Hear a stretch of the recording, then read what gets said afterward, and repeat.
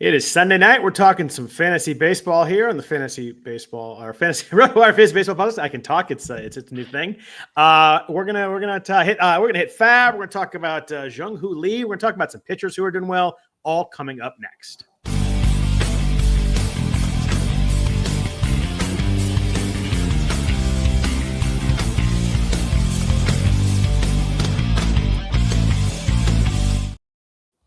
Happy Sunday night, everybody. Welcome to the RotoWire Fantasy Baseball Podcast. I am Scott Jenstad, joined as always on Sundays by Jeff Erickson. Jeff, I think I stumbled at the beginning because I'm still waiting for the Rockies to score a run this weekend. Good grief. Remember when we had to load up on Rockies in drafts all the time? Now there's one guy that goes in the top 100 and he didn't even play this weekend. They didn't score a run this weekend. Ridiculous. And shut out by the Padres in Friday, Saturday, and Sunday. That's crazy. They have 40 runs this year, Jeff. 40. They're on mega paste eating mode, and I couldn't be happier about it. And I feel bad for Rockies fans because they're truly great fans, a great ballpark. Yep. Just rotten ownership and rotten, as a consequence, front office that does their team dirty too. But that's all because of the ownership. It all starts at the ownership level. Yeah, they are so bad. It's wild. There aren't that many really bad teams. There's a lot of these standings that are kind of clumped in the middle. The White Sox are obviously bad, but the Rockies are the dregs. Yeah, they are. They are. It's funny. The White Sox are doing White Sox things. The Pirates are doing Pirate things. Yeah, they're bad. The Rockies are too. Usually, you get a little. Maybe they're not that bad this year. Cute little bounce. No, this year it's from the word go. They're relentlessly bad. It's tough for those franchises, but my God, Jerry Reinsdorf, Jerry McMorris, they deserve this. So, and of course, the Pirates do too. I mean, the Pirates ownership does too. The fan base is there. Again, Pittsburgh, beautiful ballpark, great port city, great fans. They would get behind this team if they cared at all, but they don't. And it's terrible and awful. Sneaky other really bad team. The Braves are 4-11. I know they had that really bad start, but they have not picked it up. They're 4-6 in their last 10. Chris Sale went today, and it was another rough outing. He's made 4 starts now. ERA is 6.63. Do you have any concerns about Chris Sale coming to these first 4 starts at all? Less concerned, although it was a bad week for him. Going into this week, he still was 15 to 2K to walk or something like that. It was really good. This was a bad week for them. I mean, yeah. He's pitching in that minor league ballpark today. I mean, literally minor league ballpark too at that. So you kind of give them a little bit of grace, but again, the Braves are another team though that, they had a terrible schedule for 3 out of their 5 series so far, on the road against the Padres and the Dodgers, against the Phillies. But the Phillies are a divisional foe. You expect that a little bit there. It comes with the territory. The one thing I've been kind of beating the drum on VSiN is the playoff odds on them, because they were so high to begin with there. It's kind of okay, they get a little bit of grace. They're still today plus 135 to not make the playoffs. Think about that for a second. They're 4-11. They're 6 games out of it. The Mets, the Phillies, the Padres, the Dodgers, the Giants, and the Diamondbacks. They have to leapfrog all those teams. To make at least one of those teams, maybe 2, to make the playoffs. And they're still plus money to miss the playoffs. That's how much faith the betting public or the sports books have in Acuna and Strider improving this team. They made one investment this offseason, though. This is a team that, sneakily, They were right there with the Cardinals and the Twins and the Mariners about not spending this offseason. Their one investment was Jurickson Profar. Bad luck for them that he got suspended. They signed one reliever. He's been released so far. So it's not pretty. Yeah, they do get Strider back this week. Sounds like he's going to pitch on Wednesday, and Acuna coming after him. So that is big there, but. Sale's made 4 starts. He hasn't topped 5 innings in each of those starts. He got 3 or more runs in each start. The ability to not get deep into games at all would be my one concern with Sale. He did have 7 strikeouts today, but it's a little bit better there. But he had 5 last 2 starts. I'm not worried, but if I drafted him where he went, I'm a little mildly concerned that he has. That's 4 starts where none of them have been really good. No, you're right. You're absolutely right about that. The bats have been kind of cold, but slightly better. They're up to 97 WRC plus as a team. So, and that was before today's game. So that might go down a little bit after today, but honestly, it's there's players on this team that are good players. They got Sean Murphy back, and he actually had a good little week. He did. But it's, they've got holes in the outfield right now. And that's the easiest place to fill. Seems like every year they have to do that, though. They really do. Jared Kelenic is not the answer, by the way. No, he's not even, not even on defense. Like, he failed to make a throw the other day, or today it was, I think, on a key play at the plate. I mean, they would have lost anyhow, but still, it's really kind of, I feel bad for Braves fans too, because another team like Anthopoulos is, I think this is management driven. I mean, not management driven, ownership driven. That's the one thing. It's a little different than everything else. You do. You slide over to the AL West, and surprisingly, the top of the list there is the Los Angeles Angels. Jeff leading the majors in home runs. They have 30 home runs. I don't think the Dodgers homered tonight. They were at 29. But as of right now, Angels are leading the league in home runs. I don't think that would be a question I'd be able to answer if somebody asked me without me looking it up. Yeah, I don't have any Kyron Paris in my life. I tried to get some last week and just got outbid. But Ward is on fire right now. Yeah, he had a huge week. Yeah, it's fun to see. I mean, it was a big week for them to, they kind of bounce back against the Astros a little bit there. Although I'm trying to look and see, I mean, they're still not a good team. I know they've had a nice little run right now. They're 9-6. I mean, I should be more gracious to them. I mean, they beat the Guardians in a series. They lost today against the Astros. So I guess they lost 2 out of 3 to the Astros, but yeah, at least they tried this offseason. Yep. They had some things go wrong, but they traded for Soler. They signed Kikuchi, who hasn't been good yet. Actually, it's kind of ironic that one of the good moves I think they made hasn't really worked out. They signed Kenley Jansen. I mean, they did a lot more to try and care than the Seattle Mariners did this offseason. Yeah, there's no doubt about that. Trout is hitting for power, not hitting for average. He's hitting $196. So I was a little surprised when I saw that. But 14 RBIs, 6 home runs. I think that Mike Trout is obviously all about staying healthy. But Trout's got 6. Paris has 5. Ward and O'Hoppe have 5. Soler has 4. There's getting a lot of power from a lot of different sources. Yeah, absolutely. And some of that, we knew that all these guys, we knew Soler had power. We knew Trout has power. We knew O'Hoppe has power. These are all things. It's just that they all clicked at the same time. Yeah, you flip across the leagues over to the NL West, man. The Dodgers, 3rd place over there. I'm not too worried about that yet. But Padres and Giants both playing well. Jung Lee, really big day today. We're going to talk a little bit about how terrible batting average is across the majors right now. But yeah, Jung Lee's at 352. Showed a little pop today. He had 2 home runs, 4 RBI. He scored 16 runs already. After that, the little bit of, I think he had a back issue or neck issue in spring from sleeping wrong, but he has been really, really good so far. Yep. He has. You got to give the hat tip to Vlad Sedler for this one here, our buddy over at FTN. He was all over Jung Lee. Got him, in the Vlad and the Vlad DC that I'm in, he grabbed Lee. So, it's congrats to him on that. It's a nice pickup there. I saw it in this series against the Reds this week that Lee was swinging a good bat, wasn't getting the home run results, but then this weekend he did against the Yankees. Go figure, in Yankee Stadium versus whatever San Francisco's park is now. Still, it's not is it AT&T still? It's Oracle Park. Oracle, that's right. Yeah. Oracle. Tougher place to hit the ball out, but he was having good at bats, even against Hunter Greene. And Hunter Greene is just mowing him down, but Lee put together good bats against him too. Yeah, it's it seemed like he's maybe adjusting a little bit. He's striking out a little bit more, but hitting the ball harder. I think maybe he's figuring out that striking out at 7% strikeout rate doesn't really you don't really need that. He's at 14% right now, but hard hit rate's 46.5%. Maybe selling out a little bit for power, but obviously not striking out a ton. He's never going to strike out a lot.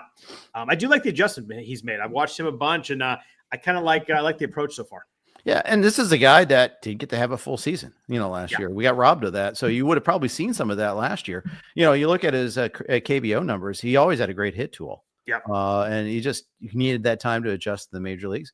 Adjustments he has made. I think he's opening up that hit tool a little bit first, a little more power, maybe a few more strikeouts. I think it's a pretty good compromise. That obviously it's worked well so far, and I think that's it's a good progression so far. It's been fun to see. Giants are a fun little team. I hate to admit it as a former A's fan, but the Giants have put together a fun little squad. Yeah, I'm going to give a little love to Hayden Birdsong too, even though he's not in a role that we can use him fantasy wise. I'm holding on to him in my main event league because someday he will get that role. He's just so good. Yeah, he is really good. At some point, Jordan Hicks got smoked this week by the Yankees. Yeah. At some point, I think Hicks is going to be out of there. But yeah, Birdsong is. I hadn't given him a run yet in his 7 innings. I guess 9 innings now. He's pitched 2 innings today. Yeah, and he no hits today, 3 strikeouts. He is just really good. Yeah, I look forward to. And the thing is, you can use him in weeks where you have bad starts. It's tough early in the season to do that there. Yeah. A couple of pitchers with some really good outings today. Some studs. Cole Ragans in Kansas City, a really good outing today. 7 2/3, 10 strikeouts. He has been awesome so far. He came into the game with a 36% strikeout rate. Walk rate's at 6%. Didn't walk anybody today. He's looking like he was about a mid-late 3rd round pick. Looking like that was a little bit too late. He looks about as elite as anybody right now. He sure does. And lots of smart people saw it coming. I liked him. I just didn't get him. I was on Blake Snell. So again, who's the idiot? Which would probably still work. It just a little bit of a setback with the health. It's always that with Snell, but I think that once he's pitching, I think he'll be fine. Sure, let's go with that. It's hard to give myself grace on that one though, because we know Snell gets hurt. I mean, that's what he does. He does. I loved Ragans coming in. He was a target for me. I made a big mistake. I took Corbin Burns instead. You even told me not to, and I did it. One of those ones we always talk about, like, oh, he got so far to me. He's 10 picks past ADP. I think it's time to do it. And he looks like he actually does not look good at all. His strikeout rate's even further down. We talked about how he dropped the last 4 years. His walk rate's way up. Swinging strike rate's way down. I'm really concerned that how poor Burns looks so far. Yeah. And he got K's in his first start against the Yankees. If you recall, just had mid results. Otherwise, we're like, okay, road start against the Yankees, so we'll give him some grace. And it's not like he's been horrible, but he's just off a little bit. And Nick Pollock's he's been pretty horrible. 9 walks in 3 outings. 9 walks is horrible. Yeah, the whip's like 1.6. I mean, I know that the first inning his outing was only 2 runs, but only 4 1/3. He hadn't had a good start yet. I mean, we talked about with Sale, it's kind of the same thing. But man, I'm worried that he's wild and he's not striking anybody out. I'm concerned something's wrong with him. Yeah, for sure. I can see it there. I don't have him anywhere except for like one score sheet keeper league where I've had him forever. I'm stuck with him. So, well, if he sucks, well, so be it. Yeah, I'm having some bad feelings. That team I have him on is really good, and he's really a bad part of it. If I could swap out anybody else for him right now, I'd be really, really good. But unfortunately, that's not the way it works. But and on a positive note, our Reds with a nice 3-game winning streak. Hunter Greene, man, I guess the only thing you worry about is how hard he throws. There's a lot of studies out there about throwing too hard, but man, another great outing today. 7 innings, 8 strikeouts. ERA is now 0.98. The breakout was probably last year, but the really big breakout is here. Yeah, absolutely. I think so, and he's actually throttled down like a 0.5 mile an hour, I feel like. So he's only throwing like 100.2 now. But he's throwing deeper into games. Yeah, that's kind of my point. Yeah. And it feels like he's pacing himself a little bit more. It's been a joy to watch. Hey, a good week for our Reds. I mean, 5 out of 6, and they should have won the 6th. It was a disgusting loss to the Giants, actually, where they're up 5-0 and 6-1. And then found a way to blow it. The bullpen had themselves a bad day, and that's the risk with the Reds. Here's the thing about the Reds is they can't go after the top shelf guys. Yeah. They can't go after Tanner Scott or Kirby Yates. They settle for Tyler Rogers. They settle, a year or 2 after their peak. Same thing on offense too. They sign Austin Hayes, who's been hurt. I saw some like excuses for the Reds, like, well, they're missing Austin Hayes and Tyler Stevenson, which is true. It hurts them. Yeah. But when missing Austin Hayes is like causing your offense to crash, then there's other problems. And it's a team that's 8-8. I shouldn't complain too much about our Reds, but they were really horrible last week. So that still sticks in my mind. Yeah, 5 out of 6 works though, and when you got Hunter Greene to watch every 5 days, that's a good thing. I like Hunter Greene Day for sure. Question in the chat for you: thoughts on Jake Berger? He has been struggling so far. This guy in the league where someone dropped him. Thinking about making some big fab on him. What would you do with Jake Berger right now? He's hitting a $151. Does have 2 homers, 7 RBIs. Strikeout rate's about the same. Hard hit rate's down a little bit, but I think I'd go in on that too. I think I'd be pretty strong trying to get Burger and FAAB. Yeah, I'd catch up in FAAB on that one there, even though he's not cutting the mustard right now. I absolutely, I know. There's no way I was not. If anyone's not on video, I'm shaking my head pretty vociferously right now, as if you could. You'd be disappointed in me if I didn't pun my way through that one there. Yes. But the thing is, what do you think about player X and the struggles? I mean, you alluded to it. Batting average is hideous in baseball right now, and there's 6 guys on every team like this. I feel like. They're all on my rosters. I'm not dropping any of these established or quasi-established players. Yeah. A young guy, 2.5 weeks in the cold, a lot. Yeah, or just whatever. Yeah, sometimes it's not even the cold. It's just like it's early. You can give countless reasons. I mean, Texas just had a horrible weekend in Seattle, where all their bats went to sleep. It happens. Yeah, that's funny you mentioned batting average. I was going to mention that. There are 5 teams in the majors currently hitting under 210 as a team, including the Mets, who have been really good. They're 10-5 in first place. The Pirates are hitting $190 as a team, Jeff. That is like you open their box score and that's real though. Everybody's at $165. Like it's crazy how you can't find one guy that's hitting over 250 anywhere. It's as you open every box score, you're like you said, there's 6 guys that have batting average. It's pretty wild. Well, O'Neal Cruz missed 3 games too because he got hit by a pitch on the hand, and they came back today. Brian Reynolds is playing through a triceps injury. Their big acquisition, huge acquisition from was Spencer Horwitz, massive acquisition, and he hasn't played a game yet, so there's that. But I mean, even Joey Bart's hurt now. Yeah. I mean, and that's a guy. Catchers are just dropping like flies this year. I should have updated that. They're actually at 184 now after today's game. They got even worse. Slugging 290 as a team. That is absurdly bad. Slugging 290. That's a bad OBP for a team, and let alone slugging. Yeah, their OBP as a team is 273. OPS is 562. It's abysmal stuff there. Yeah, I hear you. Surprising, the Cardinals second highest batting averages. They're hitting 280 as a team, and the Padres are 283. So you have some teams that are hitting, but man, I guess the Mets went over. They're 215 now, but 6 teams at 210 or under. Mariners, Twins, Rangers, White Sox, Reds, and Pirates. The Reds are exactly 200. Yeah, I mean, think about that. There's some teams there that you wouldn't expect on that list. Rangers. Yeah. I mean, they're not a bad team. They're above 500. You look at that lineup, you're like, oh yeah, that's a good team. Wyatt Langford's hurt. Evan Carter, I don't know if he's ever coming back, man. He's like sitting out games now in AAA. I think his back is a real big problem there. But yeah, it's just. Baseball's getting harder and harder to hit. They tried to change the rules with the extreme shift ban, and that worked for one season, and it's just utterly collapsed since then. It was 5 points batting average down last year. And I think it's down this year again, although there's been some wild fluctuations already this year. I do think it's going to get better when it heats up and we start going through the pitcher attrition and all that, but still. Even through all this hitting struggles, the Rockies have a team ERA over 5.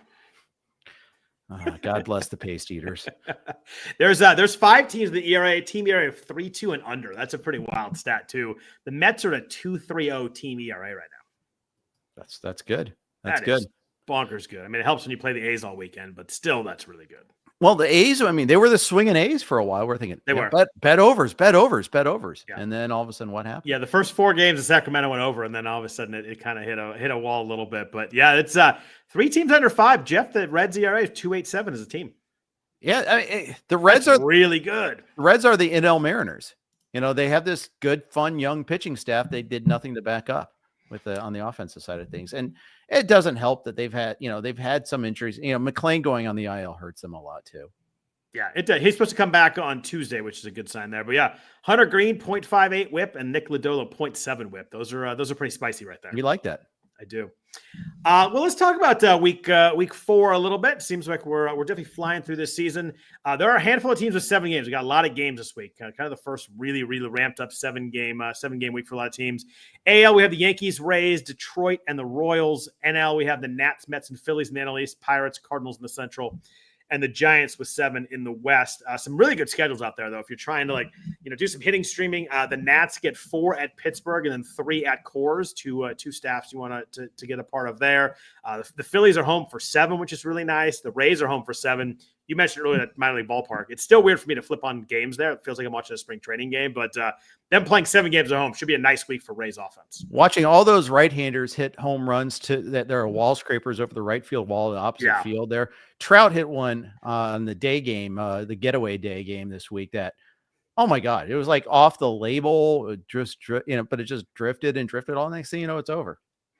Yeah, our friend Anthony Gialdi went in. The bats will heat up. I agree. The bats will heat up. As it gets into summer, when we get warmer and stuff, the bats will heat up. But they've been really cold so far. But yeah, there's been like 3 or 4 home runs in that Rays park where I'm like, oh, that's a nice pop up, and it went out. It was just it's pretty crazy. It's going to be, and when it gets warm out there, that's going to be a crazy park in the summer. But the problem is they're front loading the schedule, so they're avoiding some of those hot weather games. Oh, did they? I guess that's true. Well, I guess they're probably trying to avoid rainouts and too many hot games too. But yeah. Yeah, Sacramento's going to be crazy in the summer, too. When it's going to be 105 out there, that ball's going to be flying out of that place. Mm-hmm.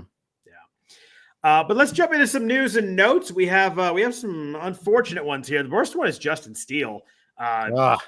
Threw a gem earlier this week, looking like he was going to have a good 2-start week. Then he got scratched. Then he went in the IL. Justin Steele is now out for the season. Some UCL issues with the UCLA. UCL issue. It's 10 in his elbow. I can talk. There's no word if he's going to get Tommy John for sure. Not yet, but kind of leaning that way. But either way, for fantasy, Justin Steele's out for the year. Yeah, it snuck up on us. It went from like, oh, he's got a little bit of an elbow thing that we didn't see coming because obviously we all had him active this week. He pitched on Monday. Yeah. And pitched out for the season. Boom. Yeah, really disappointing there. I mean, that's if you took him, he's probably your 3rd starter, your 2nd starter. That's a really big loss to just have that boom out for the year like that. Yeah, that's right. That's right. Nice of them doing it on Sunday, so you could drop him today, but still really brutal. Yeah. Got some shortstops going on the IL. CJ Abrams on the 10-day IL with a right hip flexor strain, hoping for the minimum stay there, according to manager Dave Martinez. Masyn Winn also in the 10-day IL with some lower back spasms. So if a couple of young shortstops are out, if you got those guys, make sure you grab someone in FAAB this weekend. Trevor Megill is an interesting one here. He pitched really badly. It was last night. He came in kind of mid-inning. Joel Payamps put some guys on base. Just couldn't throw strikes. I think it was through the first 10 pitches, he had 8 balls. I watched a bunch of it because I do have Trevor Megill. It just kept getting worse. But then it came out that he had an MRI on his knee. They said there was nothing alarming, but now they're going for a second opinion, which is never a positive thing. No, it's not. It's not a positive at all.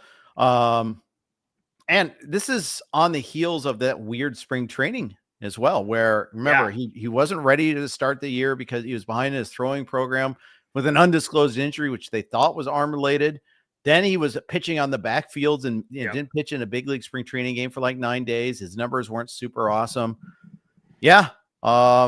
It's been a very alarming year so far for him. And the thing is, like, Payamps has been terrible too. Yeah. So, I mean, I guess you go after Abner Uribe now, right? Someone went triple digits for him in my main event. So I guess the answer to that was yes for that person at least. Yeah. I did not do a whole lot on that there. I was the Trevor Megill owner there, so I didn't really love that. I think that was the highest he went for was 128. So apparently someone was not letting me get that one. Yeah, I'm trying to look. Yeah, they know you. They know you, dude. I'm trying to see in my if they knew me, they would know they didn't have to go 128 because I'm a notorious underbidder. And I'll tell you what, man, I've been trying to change that a little bit after getting smoked on Ben Brown. I'm still regretting that the non-win on Ben Brown. Or they're not even close. Now Ben Brown's like fully locked into that rotation too. Yeah, absolutely. Yeah, Uribe went for $4 in my league, by the way. Nice bid. My league was the only one where he went triple digits. There was some 60s and 70s, but there's a lot of 4. Your 4 is Jenny Butler in your league is the second lowest. So that was a really nice buy there. Someone asked me to chat about dumping Liberatore from the Cardinals. Yeah, I had him for the 2 starts. He pitched really well today. But yeah, I was getting out after that. I just needed other stuff is what it came down to. But he pitches at the Mets, then home against Milwaukee. So I decided I wasn't throwing those. Nothing precludes you from going after him again later. Yep, very true. Thank you, and shake his hand and say we'll see you next time. I do like the pitcher a little bit, but I wasn't going to use him, and I just needed other stuff at that point. But George Springer, who's actually been doing some good stuff, left early on Sunday with some left wrist discomfort. X-rays were negative. Sounds like he's day-to-day. That is one that you definitely want to check. Toronto does play tomorrow, so at least that helps the cause a little bit. Such a nice price this year. Yeah, it was. Yeah, we talked about him a bunch in the preseason. It was just a nice price. I think the floor was just really good for the price. It was. Yeah, it truly was. Lane Thomas, one of those ones like, are you going to put him on the IL or not? He's missed 5 straight games for a bruised right wrist. Alex Call's been playing a little bit there for Washington, but I guess he's Cleveland now. Cleveland. Yep. I keep putting Lane Thomas on Washington, but he's missed 5 straight games. It's always frustrating. You're like, you either put him on the IL or don't. But that's another one that they don't play on Monday, so like make sure you have somebody that you can swap out because they play at Baltimore on Tuesday. That's the worst too. You don't even get any definition tomorrow. Because they probably, they're traveling. Yeah, there's no beat writers doing interviews tomorrow, so you're not getting any news on those. Yep. A couple other some good notes. Clarke Schmidt from the Yankees is going to be confirmed to start on Wednesday, taking the spot of Marcus Stroman, who I kind of feel like had a fake injury there, but he has some left knee inflammation. He looked really bad against the Giants this weekend. Oh, that was so bettable. It was beautiful. Everything he was throwing was like middle, and just getting smoked in that first inning. Yep. Yeah. Yep. That was the Jung Lee homer game. Oh, is that all right? There you go. Yeah, no, and Jung Lee had 2 homers off Rodon today, off a lefty too. That's pretty awesome stuff there. Yeah. Although I think Rodon has some reverse splits, if I recall correctly. He also has some home run issues and splits. He feels like he looks really good for 2 of the innings, and then just throws a couple cookies, and they always get taken deep. Yep. For our Reds, Christian Encarnacion Strand missed the weekend with the quote banged up with a back and hamstring. So there's no real news there. It just seems like maybe he's a little banged up. They don't play tomorrow either. So that's one they're home against the Mariners this week. So you want to play them for home games, although Mariners have tough pitching. I got to talk about that for a sec here. Please do. So I think he was also banged. He was banged up with a horrible batting average too, and horrible walk decay. Same start as last year, basically. And I feel like he's pressing a little bit. I picked up Noel V. Marte in my main event league today, and some of this is I think there's a chance that Marte works his way into some playing time. I don't know if I might not even use him this week, but the whole point is this is a guy with upside. Yeah, had a stolen base today too. If CES does go on the IL, I mean, you got to remember Marte was once a top 20 prospect in baseball. Yep. He was horrible, awful, no good this past year, but the Reds need offense badly. They're playing the great ballpark there. It's crowded. It's going to be frustrating in the short term, but I think this is a guy you want to add now while he's cheap, because I think he could be someone that could be a win later on. And it's crowded, but it's not really crowded with like a ton of guys that are like so good they're blocking you, Right. And I think you have to do it now. And so you don't have to pay 100 plus in FAAB later when he wins the full-time job. It's hard. You can't really use him right now. We'll see. But if CS goes on the IL, which is possible, then all of a sudden you got yourself a stew. And, that we like that. Yeah, so a few other notes here before we get into FAAB. Seiya Suzuki left early Saturday with some wrist pain, didn't play today, although they said that's day-to-day. So there's been a little bit of positivity there, but obviously that's another one that you want to check. There's a lot of these like kind of lingering ones out there. They do play, they moved down the coast. They play the Dodgers this weekend. They play at San Diego. Cubs beat the Dodgers this weekend, 2 out of 3. It was a really good series by the Cubs. Yeah, sure was. Ben Brown yesterday. The funny thing is, his fastball isn't necessarily generating tons of whiffs, but whatever he did worked. I think the Dodgers are kind of in a funk right now. This happens over the course of a season, especially, the Dodgers, it seems like they go through a stretch like this and you're like, what's wrong with the Dodgers? Freddie Freeman just came off the IL. He isn't doing anything yet. Don't worry. They'll be fine. But, good. I remember like the Pirates 1 year took 5 out of 6 from the Dodgers, and it happens. Yeah, baseball is so long. Going to be so many good bat spots. Pete Crow Armstrong had a really good game today. 2 home runs and a triple. That was it was an impressive showing. And the weirdest at bat of the day is the one of the 3 for 4. He's up. I mean, it wasn't even a 1. It was. That's right, because I think it was a caught stealing or a pickoff that happened. But it was 2 outs and first and third. He tries to put down a bunt and beat it out. And I think maybe it's because it was Vesey on the mound or something like that. And then then the Cubs 2 bland after that. And it was just like, it was a very odd sequence when you have a guy that's hit 2 homers and he's squaring around a bunt. All the Justin Turner against Tyler Glasnow stats were crazy tonight, and then he goes out and strikes out 3 times. I think like 16 of 19 at bats or strikeouts. It was a wild stat where it was like all but 3, and then he goes over 33 strikeouts. It was pretty funny. Yep. Yeah. Sometimes you just don't see Tough guys day for BVP. No doubt there, but Glasnow pitched well. He just gave up a home run to Bush and one to Pete Armstrong, and ended up taking the no decision there. And then Blake Trinan came in and gave the other home run to PCA. So the Cubs ended up taking 2 out of 3. They had the 16-0 win, although I think like 5 of those runs were off Miguel Rojas doing his impersonations of other Dodger pitchers. You see that? That was amazing. Yeah, that's utterly amazing. Pretty awesome. The Yamamoto one was really good. Yeah, I mean, if you're gonna make a farce of the game, go full out. Make a full farce of the game. Yeah. It's already ridiculous. You might as well be good. He did some Kershaw out there, little Sasaki, but the Yamamoto was really good. Yep. Brenton Doyle, we mentioned you mentioned the Rockies have one good hitter, and he didn't play this weekend. He missed Friday through Sunday with left quad tightness.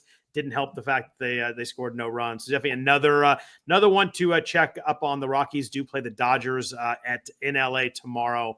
So you'll be able to get some details. So you mentioned Joey Bart missed the weekend with some left back discomfort. And then last note, Red Sox, Brayan Bello is not going to pitch this week. There was some talk he was going to pitch this week and fill in for Richard Fitz, but Bello's going to have one more rehab start, so he's not going to pitch until next week. So got to hold him in the bench for one more week. Yep. They're getting reinforcements. They're going to get Giolito back too. They might go Cooper Criswell for a start this week, which nice start against the White Sox. So yeah, not a bad stream. Man, and Garrett Crochet just freaking owned the White Sox today. That was had to be satisfying for him, I'm sure. It had to be. Yeah, he was nasty. Took a no-hitter into the 8th and finally get up a hit, but man, he was nasty today. Absolutely. So let's talk about some FAAB. It was a pretty busy FAAB weekend, but first note from our sponsors at Vivid Seats.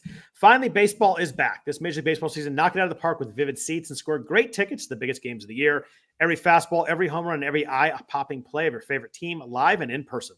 Plus, with Vivid Seats Rewards, you earn rewards with every single purchase. Just buy 10 tickets, then cash in your credit towards your free 11th ticket.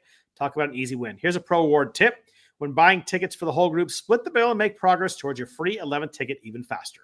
From behind the dugout to the upper deck, Vivid Seats has great tickets for all the 2021 games that matter to you. Visit vividseats.com or download the app today. Vivid Seats. Experience it live. See vividseats.com/rewards for terms and conditions. So, Jeff, let's start with hitters. Thanks to Paul Sporer for filling in for you last week, by the way. He and I talked a little bit about Zac Veen. He got called up like Sunday morning or Saturday night, but it wasn't available in a lot of leagues. If he was drafted and dropped, he was, but he was it was available in still in like 33% of the main events going in today. It was available in a lot of online championships. Paul and I talked about the fact, what he does this week is going to determine those prices. He didn't do anything, and the prices were not over the top crazy. No, I got him in Scarf. Where I actually did pay triple digits for him. I also had to replace Jackson Merrill this week, so I didn't have a backup outfielder. So prioritized Veen, did 137 to 104. Nice. That's a good grab. He went between 100. He went triple digits in every league. 401 main event. He was available in 19, but most of the prices were kind of in the 130 to 170 range, which I thought was fairly reasonable for obviously a pretty hyped prospect. Yep. And in the online, he was also available in my beat Jeff Erickson. I actually prioritized Christopher Morel over him. Would have won Veen, I think, but I got Morel first. So be it. He was taken in my main last week, though. Yeah, I mean, he was drafted a lot of mains that drafted like a couple days before the season because he was going to make the team, and then all of a sudden in the last like 3 or 4 days he was not taken in those because he ended up getting sent down. So Veen went for 225 in my online championship, so I did not sniff that one at all. Cam Smith was actually available in there. He went for 205. Same guy spent a lot of money this week, but. Another call up this week, Chase Madroith. I'm sure I'm going to mispronounce that one, but got called up by the White Sox. One of their big prospects is a pretty good hit tool. Seems like a batting average guy, maybe not a lot of pop, a little bit of speed. What did you do with him? It seems like he's going to play pretty much every day. I actually didn't have a need for middle infield. I mean, maybe I do. I mean, maybe he would have been an improvement over who I currently have, but I wasn't drafting. I'm not dropping Gavin Lux for him, for instance, there. I'm not even dropping Geraldo Perdomo for him. So I just kind of wasn't in on Medroth in that league. But good hit tool, like you said. Counting stats are going to suck though. He's a White Sox. Yeah. So that limits my bids on any White Sox hitter this year this time of year, at least for sure, I'm not going to be too aggressive about, just because I just think you're going to just lose ground on, runs, RBI. I think if you need batting average help, he might be a help, but that's not even guaranteed either. So especially for rookies, relying on batting average is always a risky proposition. He was drafted he was picked up in 50 main events, price range from 4 to 100. Most of the bids were kind of in the 25 to 35, 25 to 40 range. So it's kind of a medium pickup this week. Not too high, but it's definitely popular.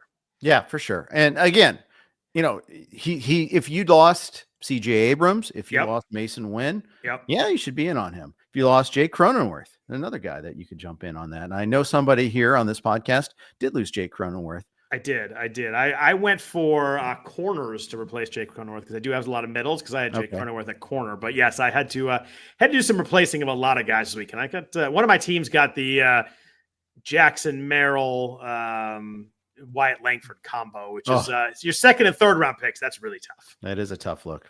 Yeah. How do you feel about Matt Mervis right now? I feel like this is like 2 years too late for him to show a bunch of pop, but he has 5 home runs available. He's UT only in the NFBC, but he has 8 games at first base already. So he's gonna be a corner really quick. He's playing first base against pretty much all righties, but 5 home runs already. Although the batting average is going to be an issue. He's striking out a ton still. So I think maybe one of those guys is going to run into some home runs, but he's striking out 39% of the time right now, 39.5% of the time after today. So 5 homers already, but man, the strikeouts are freaking huge. The thing is, I think he's on the right franchise. Classic. Okay, let him try to figure it out. You'll get the power, and they don't care if he has a bad batting average this year. I mean, just it was a free talent ad, basically. Might as well try.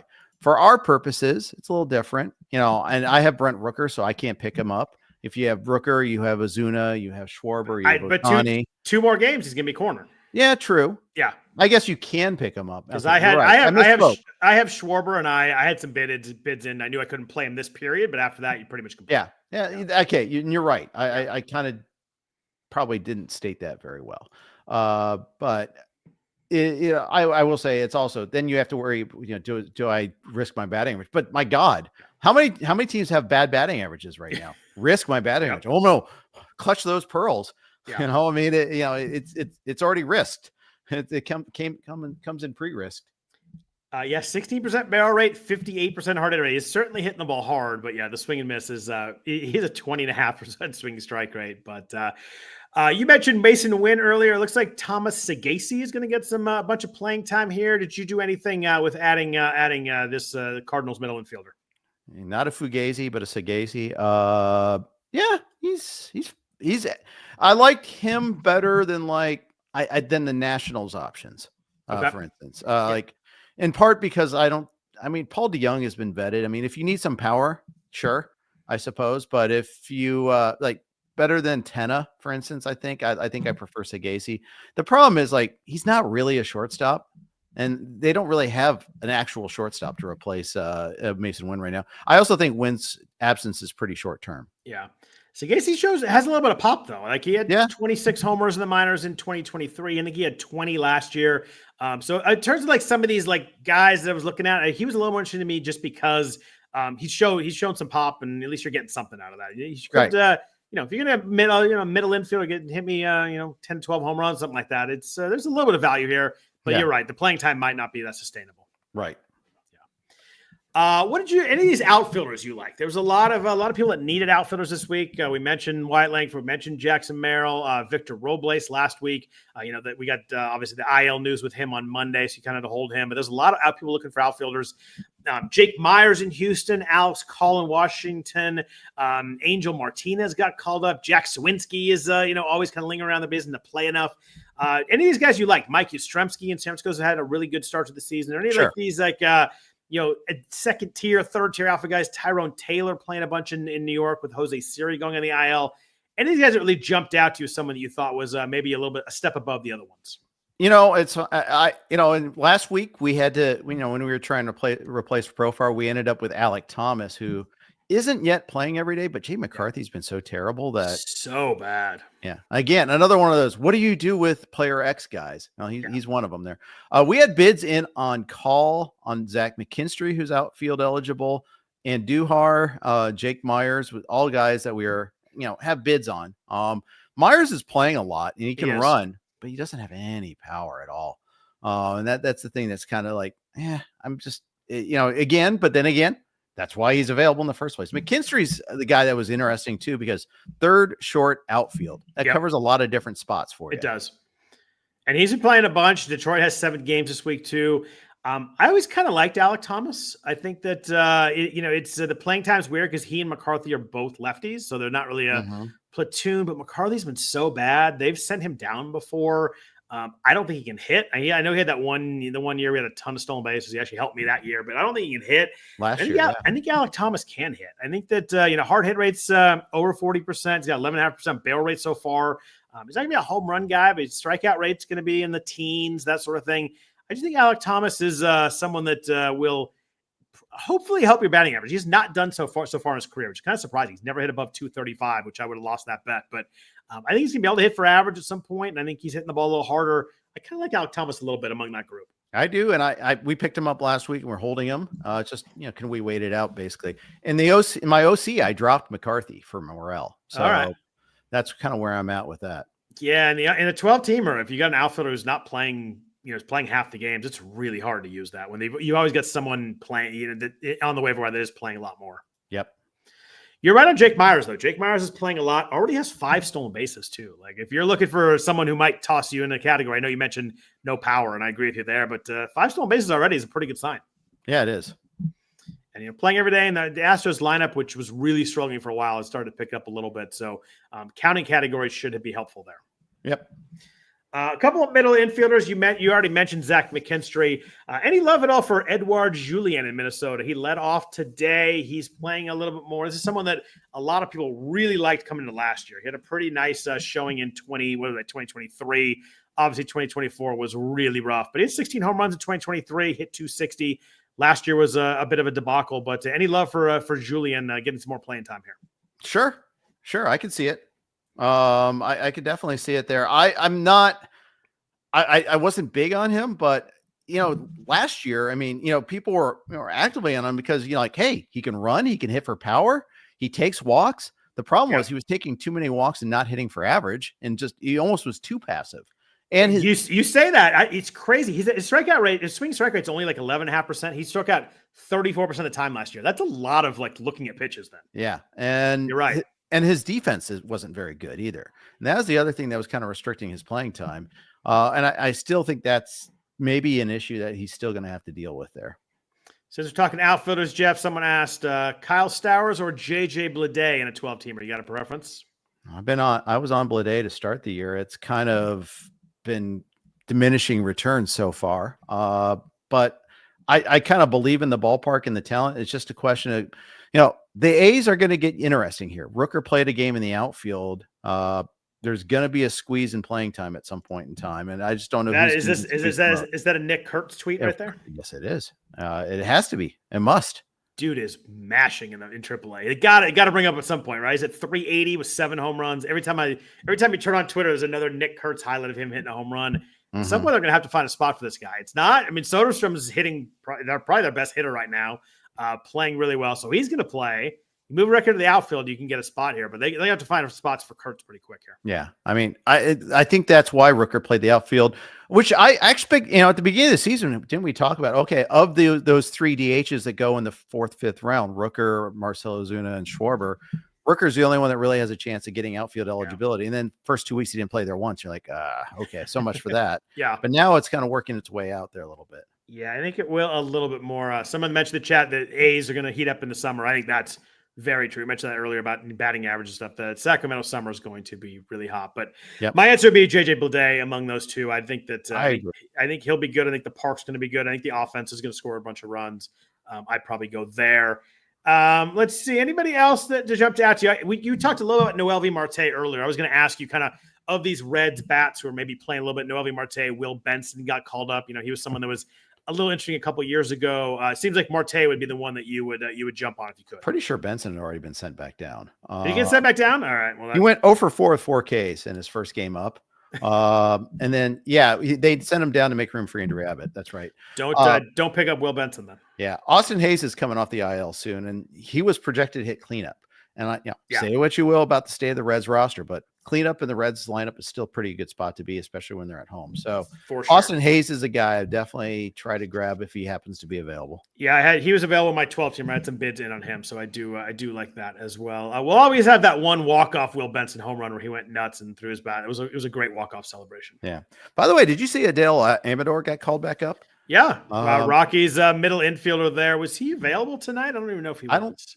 I don't think he was. So today was his first game. Yeah. Yeah. But Tyler Freeman went on the IL. Now, Amador was terrible when he got the call last year. Yep. But he was a prospect of some ilk, just had a horrible year. Even in the minors was pretty bad, especially when you account for ballpark. But he also was 21 and skipped AAA when they promoted him last year, because that's very much a Rockies thing. While being terrible, still had 35 stolen bases.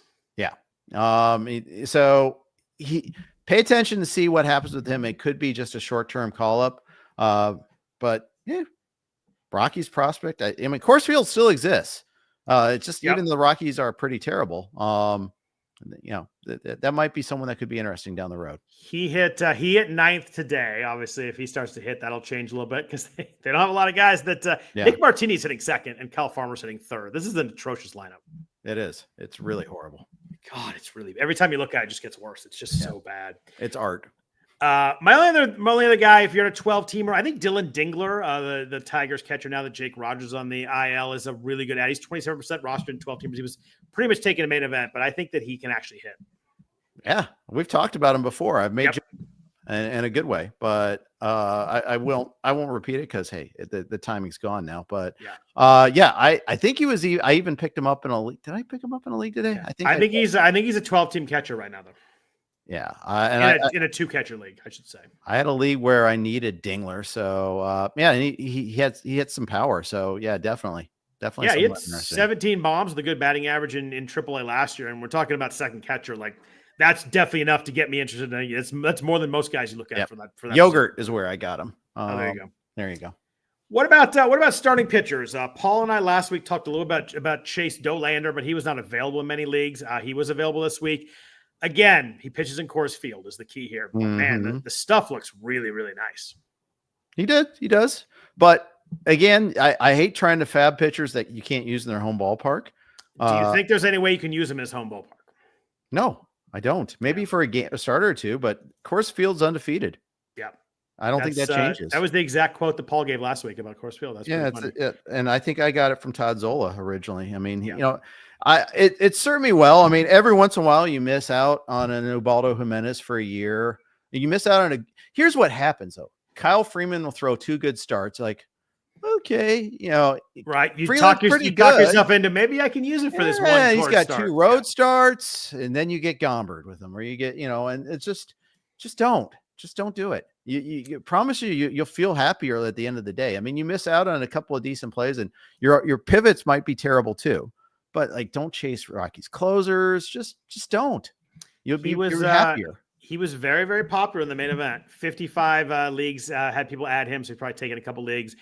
Prices went between 38 and 338, but he was over triple digits in probably a little more than half those leagues that he got picked up in.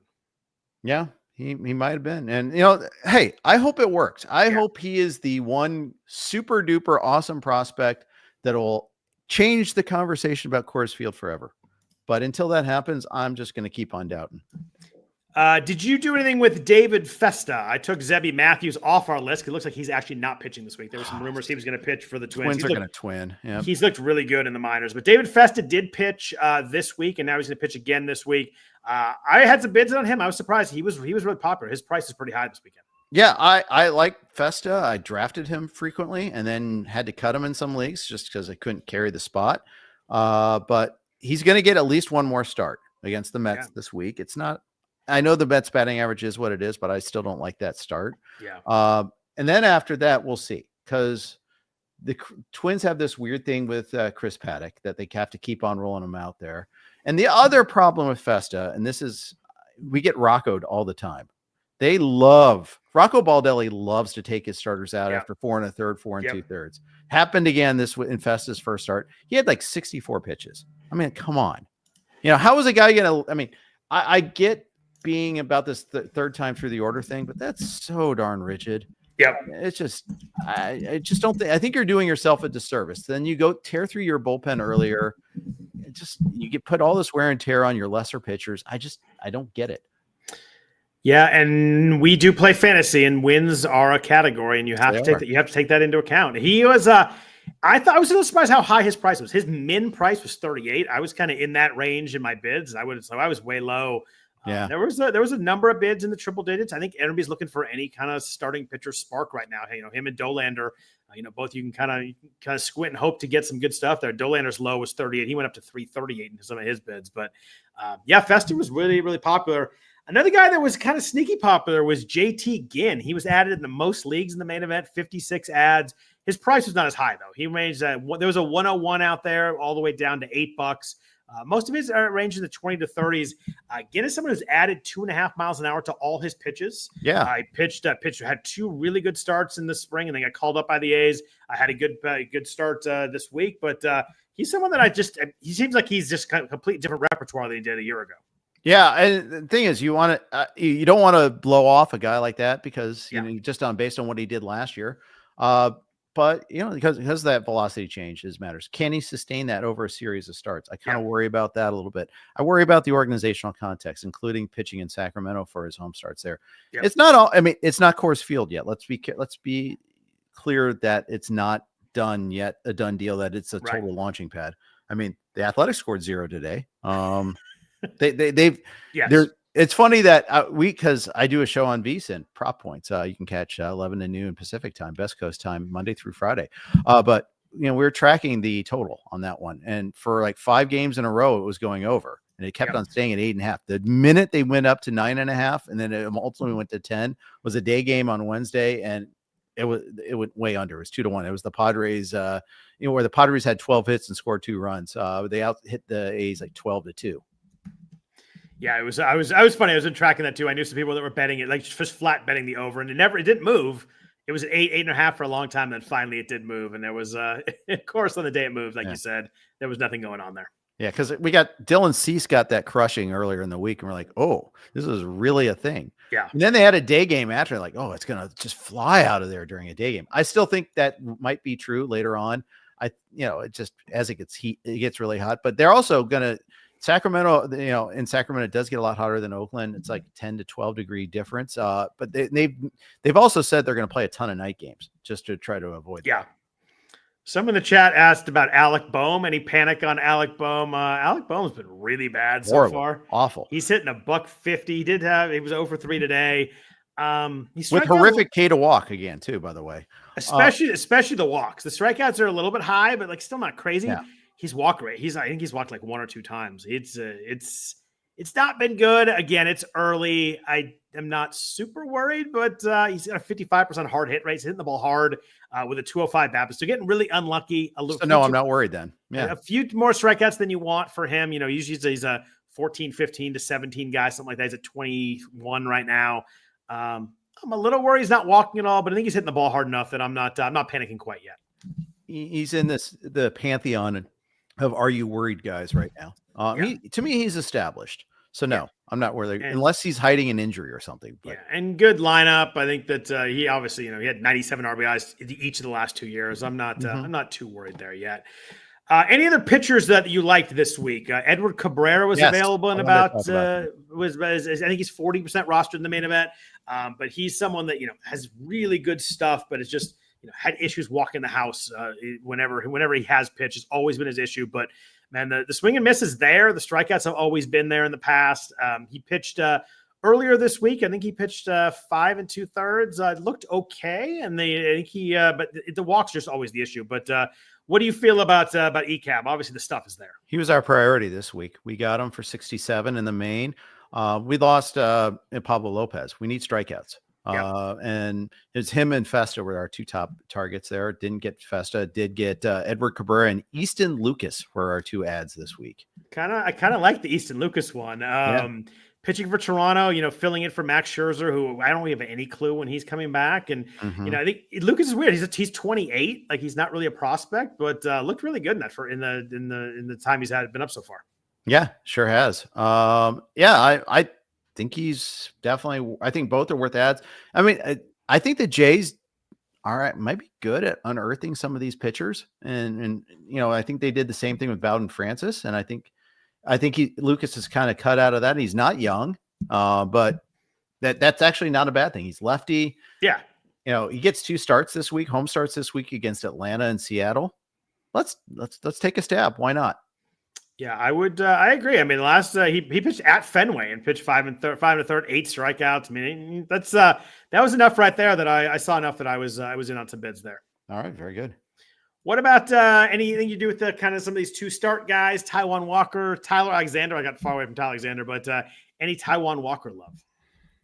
I want to say love, tolerant. 2 starts this week. He's looked good so far. Maybe he's a little better, but I mean, at the same time, I think there's a known ceiling here. But he was in our waterfall. We didn't get him because we got Lucas. We got and we got Cabrera, so we didn't have to. But he was on our list of fall off options there. He's just so blah, but I guess you get 2 starts and 1 of them against Miami, so that you kind of talk your way into that one. I kind of like. He was actually taken in both my mains. Kind of frustrating enough. I thought I was going to slide him through. Andre Payente in St. Louis has been getting a lot of swing and miss. 12.2% strikeout swinging strike rate so far. I was a little bit intrigued there. I'm looking for strikeouts as well. So I was in on Payente a little bit. He does face Houston this week, which kind of freaked you out a little bit, but they're starting to come around. But in Atlanta next week, I think he's a mildly interesting arm to watch in a 15-teamer. I grabbed him in a league. Yeah, I'm go. not proud of it, but I was also like among the small bid guys. He was there, and I got him. Did you put Jose Quintana in your small bid guys at all? I did. Wow. I mean, why not? I mean, Quintana's have been cromulent before too. Yeah. And Milwaukee tends to get some stuff out of guys. They've not so far. They've been their pitching's been pretty bad. They've been banged up more than anything. You're not going to get strikeouts out of Quintana, but I mean, he's someone that has an ERA under 4 each of the last 3 years. Like he just kind of finds his way around. Don't love the ballpark, but I like the organization too. Yeah, I think they find a way. Like I like Quintana over Tyler Alexander. I like him. Who else did they? It's funny. You go to our projected scars grid again, sync that up with my leagues, and you can see who's available. It saves you so much time. Like they have 4 starters right now that were, or at least going into his FAAB period, that were not rostered, and it was the same damn thing last year too. Yep. Quintana, it's pretty much Freddie Peralta and nobody else right now. Quintana, Priester, Patrick Alexander. Quintana is the one I like the most out of those. You get Detroit this week. You get at San Francisco next week. I don't mind that. If you go Alexander, you get 2 starts, Detroit and the Athletics in Milwaukee. But the problem with Alexander is I don't think he goes deep enough into games. Yeah, I was. I looked at that. I saw the starts. I'm like, ooh, I'm gonna look at that. And I looked at it, and I didn't put any bids in after looking at it.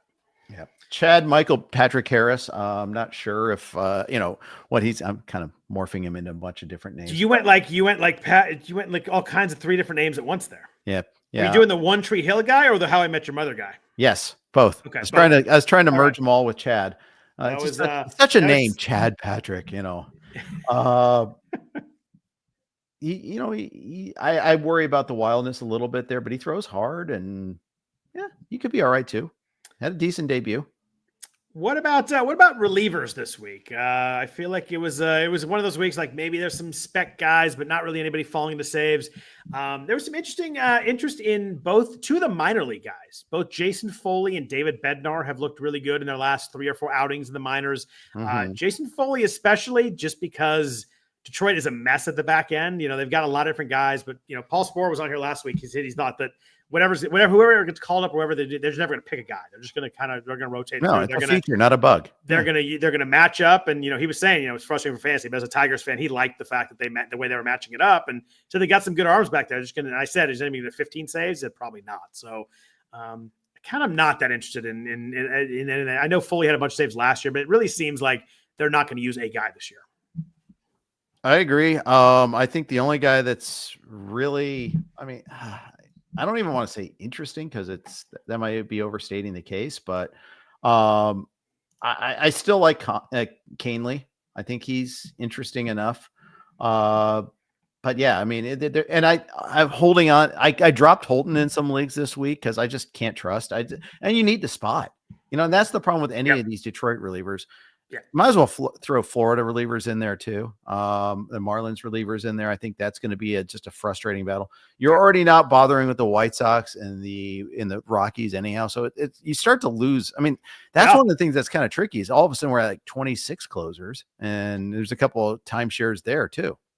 Yeah, it's not easy to find guys. Speaking of trying to spec on guys, you do anything with the Guardian setup, guys? Emmanuel Clase has been a bit all over the place. There was some like kind of deeper dives on him that made it seem like maybe he's fine. Just his cutter's getting hit hard, but like the stuff is still there. The strikeouts are definitely down, but his swing rate's really high. It's 17, 18%. So he's still getting swing and miss. So probably a little fluky. He's not getting strikeouts. The walks are really low, just kind of getting hit so far. But, whips over 2, getting up a lot of hits. Did you do anything with any of these guys that, Gaddis or Cade Smith in the Cleveland bullpen, kind of thinking that maybe something happens with the Class A? I did not. I think they're going to stick with Class A, but I know there was some interest in those guys. I think Seawald was in my waterfall, actually. I think if they make some sort of change, it might be Seawald. Go with the guy who's sort of done it before. And also, they want to keep, I think they want to keep those other guys as high leverage guys. Yeah. Because Cade Smith was really, really good last year. Like 30% came out of swing. Oh, he's good. Gaddis is good too. Yeah. I mean, but yeah, I just don't trust usage. And it's tough to figure it all out. I still think the leash is pretty good on Class A too. I mean, he was so, he's giving up more runs this year than he gave up all of last year.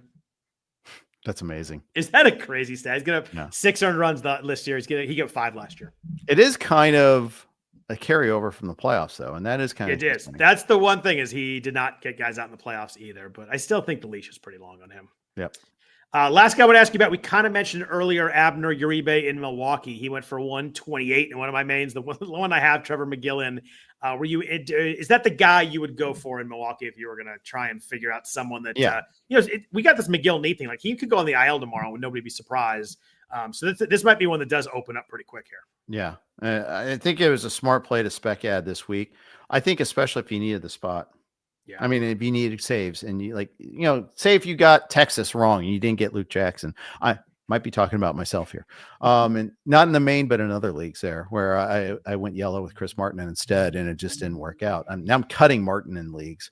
I think you have to. I think it's very clear that Bochy's using Luke Jackson as a traditional closer at the moment. For sure. Doesn't mean Martin won't get there at some point, but he's a really hard hold right now. Yep. Yeah, I think Uribe is the one. I mean, he's just the kind of the sexier of the names. He's got 30% swing strike rate so far this year and 7 2/3.